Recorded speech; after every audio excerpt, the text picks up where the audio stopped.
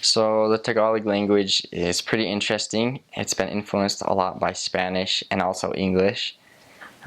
So they used to have their own ancient writing style, but you won't find anyone anymore that uses it. They just use, the same characters that we use in our alphabet. Like I said, a couple hundred years ago, they were taken over by the Spanish.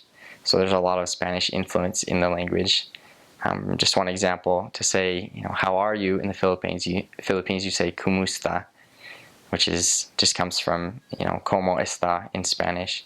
So there are a lot of words that will come from Spanish. They use Spanish numbers a lot of the time, even though they still have their own, Tagalog numbers.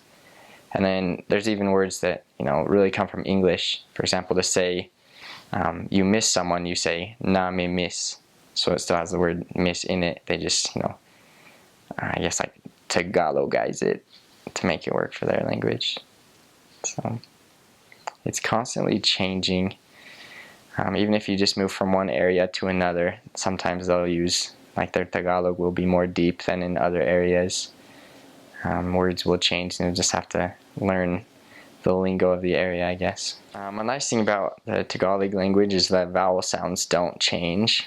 So it's kind of a pain learning English when all the, vowels can make multiple sounds, but it's not like that in Tagalog, so it's a little easier.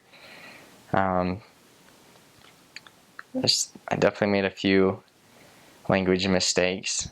One of the biggest ones I made, it wasn't because I was new or didn't know the language, it's just because I just slip of the tongue, I guess. I was trying to tell a guy he looked young, and the word for young is bata, and instead I said the word baka, which is cow.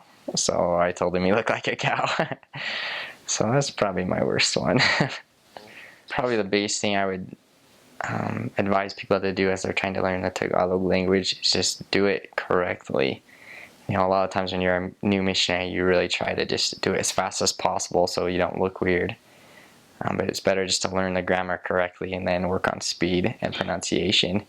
When I was in the MTC, it would probably take me a minute to even form one sentence. I would say one word, and then I would pause for 20 seconds until I could think of exactly what the next word was supposed to be and how it was supposed to be conjugated. And then I would say it, and then wait and think of the next one. I would just make sure my sentences were correct. So, even from the very beginning of my mission, my sentences were correct, even though they weren't quick or fluent. They didn't roll off my tongue. I learned it correctly, and I feel like that was a big help for me as I, tried to learn the language.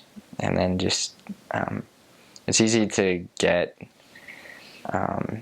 just kind of slack in your language studies as well. Once you've been out about 6 months, you feel like you've got it down fairly okay.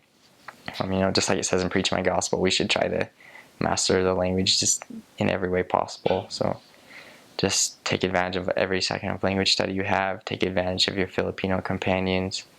Do all you can to learn it.